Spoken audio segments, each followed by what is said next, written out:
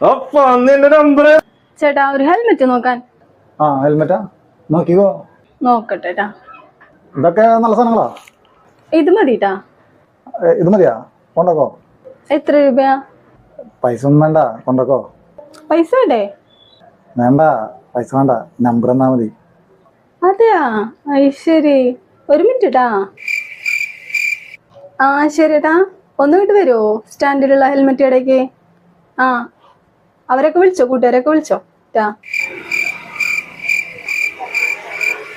ആ ശില്പേ, എന്താ വിളിച്ച്? അതെ, ഇവിടെ ഹെൽമെറ്റ് മേടിച്ചു കഴിഞ്ഞാല് പൈസ കൊടുക്കണ്ട, ഫോൺ നമ്പർ കൊടുത്താ മതി.